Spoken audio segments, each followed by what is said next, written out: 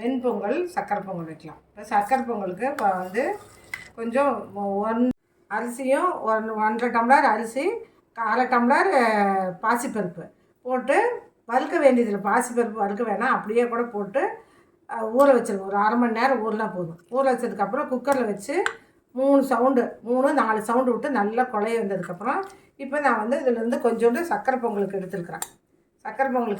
இதில் வந்து என்ன பண்ணுறேன், கொஞ்சம்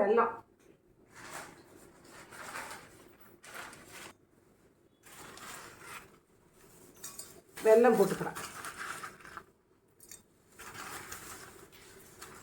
ஆச்சா 4 டம்ளர் தண்ணி ஊற்றிருக்கிறேன். இந்த இதை வந்து நல்லா கலந்து விட்டுட்டு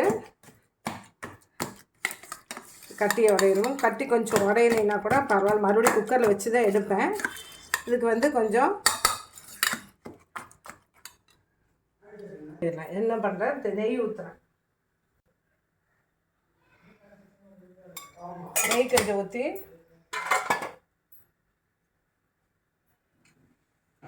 பருப்பை கொஞ்சம் வறுத்து இதுக்கு போட்டுக்கலாம்.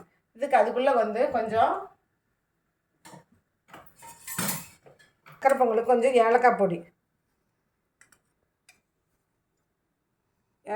கொஞ்சம் போட்டுட்டு பச்சை கற்பூரம் நல்ல ஒரு வைப்ரேஷன், பாசிட்டிவ் எனர்ஜியை கொடுக்கும். அதனால் சும்மா கொஞ்சமாக அந்த பாருங்கள், இந்த அளவுக்கு தான், ரொம்ப துளியோண்டு பச்சை கற்பூரம் இதில் போட்டுக்கணும். கொஞ்சம் போடலாம், ஒரு பிஞ்ச் அளவு போட்டிங்கன்னா போதும் ஜாதிக்காய். இப்போ இந்த முந்திரி வந்து வறுக்கிறேன்.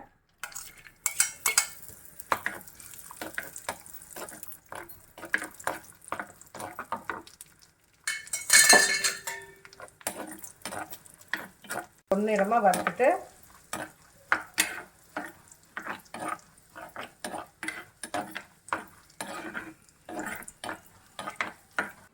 பாருங்க செவந்துருச்சு.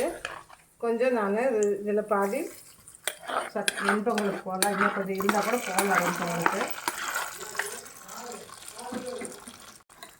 கடைசி இதை குக்கரில் ஒரு ஆவி வச்சு எடுத்துக்கலாம். அதுக்குள்ளே இதுக்கு வந்து வெண்பொங்கலுக்கு தாளிக்கிறேன்.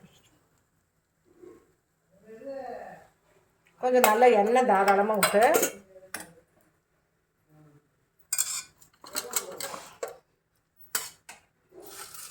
மிளகு நல்லா இவ்வளோ போடுங்க, ஒரு ஸ்பூன் அளவுக்கு போடுங்க. அதே மாதிரி ஜீரகமும் நல்லா இவ்வளோ போடணும்.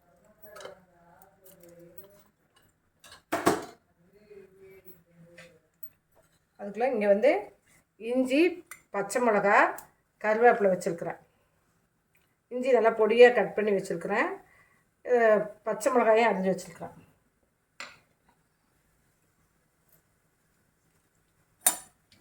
லைட்டாக அதை கொஞ்சம் வந்தோடனையும்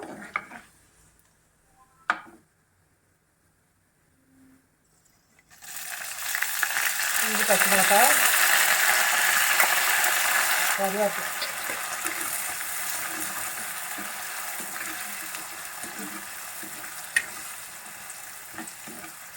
எல்லாம் போட்டு தாளித்து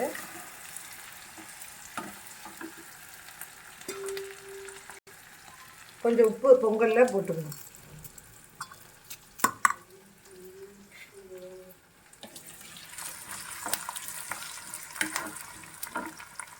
பொங்கலில் ஊற்றிடணும், வெண்பொங்கலில் இதை ஊற்றிடணும்.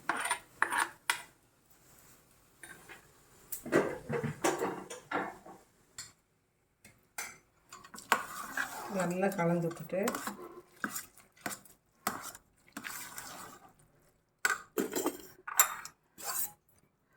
கொஞ்சம் பால், ஒரு 1/2 டம்ளர் பால்,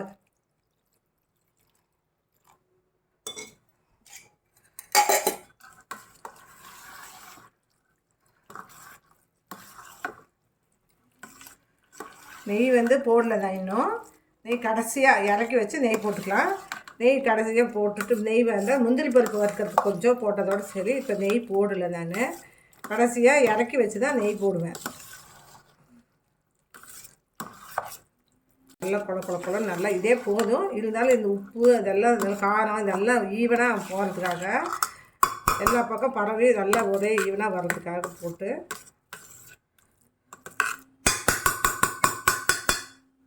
நல்லா கலந்து விட்டுட்டு கொஞ்சம் மறுபடியும் எண்ணெய், நான் கல்லெண்ணெய் தான் யூஸ் பண்ணுறேன். மறுபடியும் அடுப்பு பற்ற வச்சு இது அடுப்புலையே மறுபடியும் குக்கரில் வச்சு ஒரே ஒரு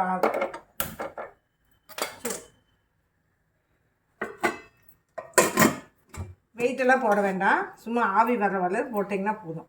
அதே மாதிரி அடுத்தது வந்து அது இறக்கிட்டு இந்த சக்கரை பொங்கலையும் உள்ளே வச்சு ஒரு ஆவி தண்ணிக்குள்ளேயே வச்சு ஆவி வச்சு எடுத்து அதுக்குள்ளே இந்த கட்டி இருந்ததுன்னா எல்லாம் உடச்சி விட்டு வச்சுருவோம்.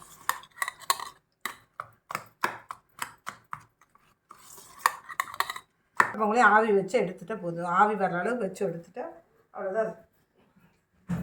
இதுக்கு முன்னாடி வந்து பருப்பு அரிசி 1.5 டம்ளர் பருப்பு 1/2 டம்ளர் போட்டு குக்கரில் வச்சு எடுத்துடல. அதில் வந்து 3-4 விசில் சொன்னேன்னு நினைக்கிறேன். எடுத்து நல்லா குழைய வெந்துடும். குழைய வந்ததுக்கப்புறம் எடுத்து வச்சு இதில் வந்து இப்போ வந்து நம்ம தாளித்து வச்சுருக்கிறோம்.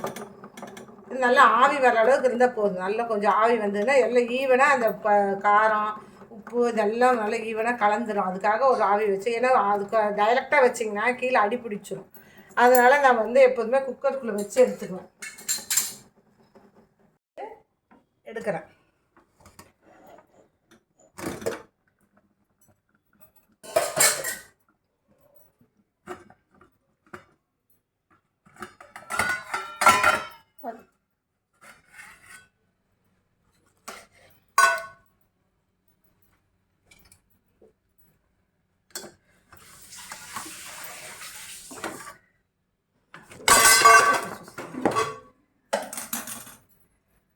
உங்களையும் இந்த மாதிரி கலந்து வச்சுருக்கோம் பாருங்கள். இதுலேயே இன்னும் கொஞ்சம் திருவண்ண தேங்காய் இருந்தால் வறுத்து போட்டிங்கன்னா இன்னும் நல்லாயிருக்கும்.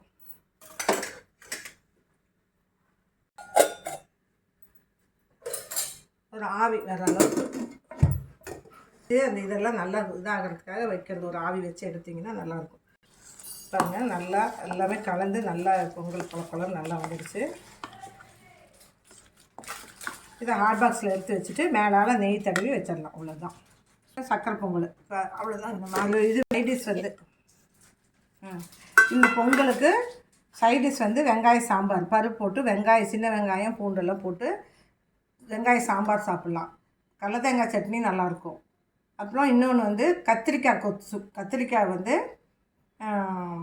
வெங்காயம் கத்திரிக்காய் அது ஒரு வீடியோ போடுறேன் நான். வெங்காயம் தக்காளி கத்திரிக்காய் எல்லாம் பொடியாக அரிஞ்சிட்டு புளி கொஞ்சம் ஊற வச்சு ஒரு உருளைக்கிழங்கும் போடலாம். அதில் அதெல்லாம் போட்டு நல்லா வதக்கிடணும்.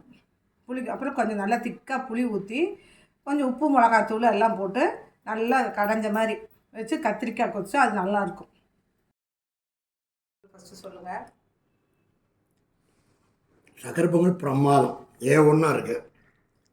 பொங்கல் பிரமாதமாக இருக்குது. அருமையாக இருக்குது. அருமையாக இருக்குதா? சூப்பராக நல்லா டேஸ்ட்டு நல்லா சூப்பராக இருக்குது.